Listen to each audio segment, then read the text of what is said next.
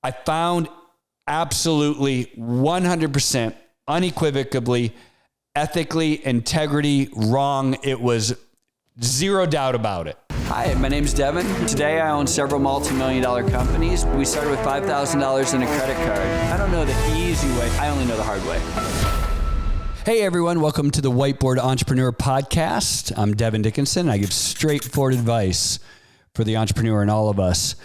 Today I want to talk about these red flags with employees, business relationships. You all know what I'm talking about because right now somebody's name just popped into your head. A business situation just popped into your head. A negotiation situation just popped into your head. An HR nightmare just popped into your head. We deal with these all the time as entrepreneurs, and we have to have the courage to take them straight on. But if you're like me, you're confused, right? We all get confused because this is never a clear cut and dry situation. It's always a spectrum that we deal with here. It's a spectrum because that's the type of world we live in, where there are things that you're going to deal with where people just make honest mistakes. And as an entrepreneur and as a leader, in my opinion, we need to encourage those type of people that make mistakes, because those are the people like on the front lines that are trying hard, that are doing new things and making errors and moving fast. And I personally, the best people that I have for me have probably made I don't want to say the most mistakes, but a lot of mistakes, because they're creative and they try new things. And so you can never be that person that has such a heavy hand that you suppress people and put them in a box where they can never make a mistake. Because, if you're not making a mistake, you're probably not trying, right?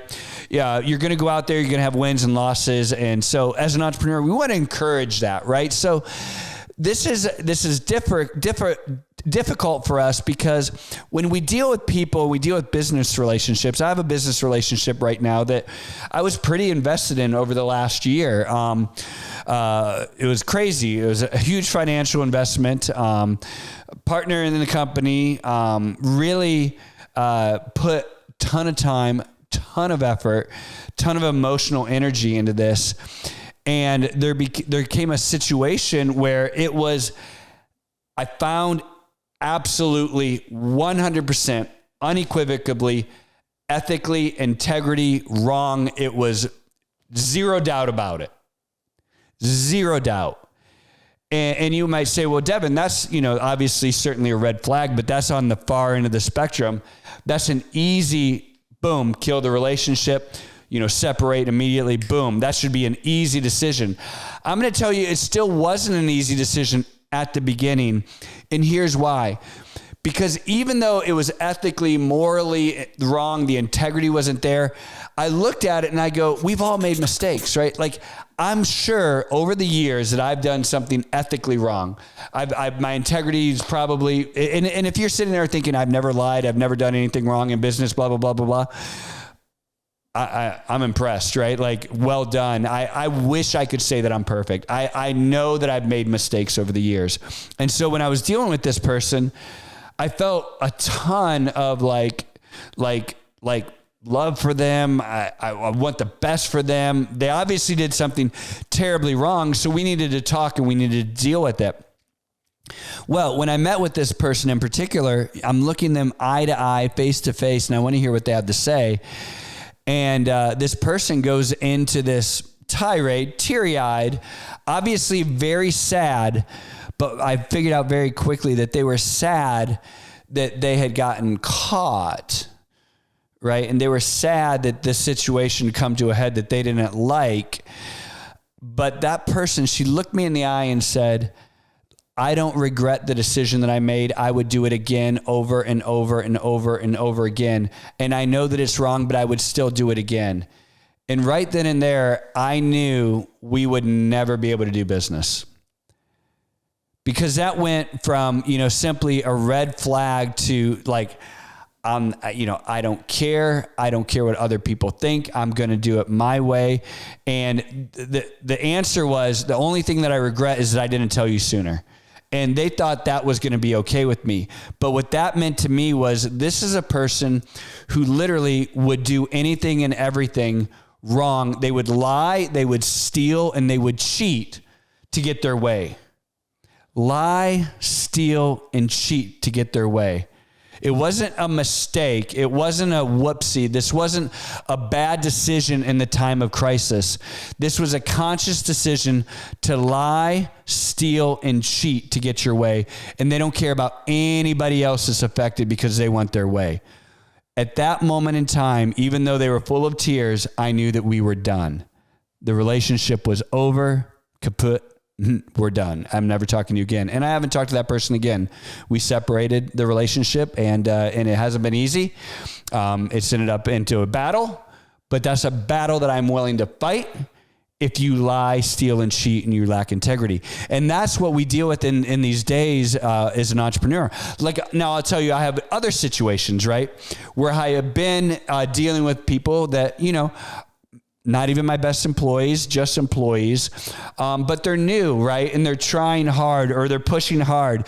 And all of a sudden I look and I'm like, wait, your numbers don't match up. What you're presenting is not the truth. And many times I find out something, they just don't know how to do math, right? Like, we all know this. We've made mistakes, like, oh crap. And after I point out, they're like, you can see it on their face. They're super embarrassed. They made an honest mistake.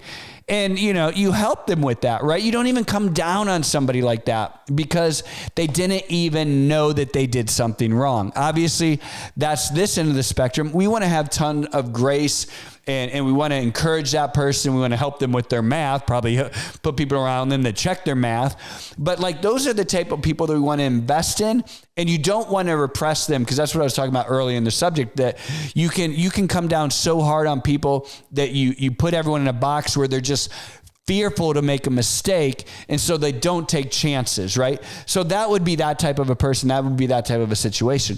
Now, I'm going to tell you, here's where we hit the middle. Right? Here's where we hit the middle. We had this obviously extreme integrity issues, no regret, no remorse, nothing. You have an honest mistake. Here's where it gets difficult, right here in the middle. And this is where you have people that literally, I've dealt with this time and time and time again, where people know that, maybe they're not performing the way that they want to perform. And or the way that you want them to perform. And so it comes time for them to send an email to you and explain, why their numbers aren't where they need to be. Or they present numbers, and the numbers, they leave out that numerator. They keep the denominator, right? They're missing all the numbers. There's the lies of omission. You know what I'm talking about? Lies of omission, right? Where they tell you, 2/3 of the truth, but they don't tell you the final third. This is that middle ground, right? Where we're dealing with. And this is where you as a leader have to discern, is this person in this middle ground because they have no integrity, they have no remorse? Or is this person in this middle ground because they make mistakes and now they're embarrassed and they're covering up? And listen, this is where we can really help people. Right. And I'm going to tell you, sadly, this is where a lot of our employees are, right? They're in this middle area, right? Where, they're probably, not someone who screws up all the time, right? And just doesn't know how to do math, right? Or know how to present and made an honest mistake. You told them to do 5 things last month and they only did 2 of them. And frankly, they said they were sick, but they weren't sick, and they went on vacation, right? Like, this is the world that we live in, right? These are people we're dealing with. Them. I'm sure you know what I'm talking about. I'm sure there's someone right now in your mind that you like them, they're a good employee, but man, they struggle with some character issues. They struggle with, only presenting half the truth. They struggle with, only doing half the job. Well, this, and obviously we're going to put a red flag on that person, and we're going to say, which way are they going? Can I take this person and can I mold them? Can I help them?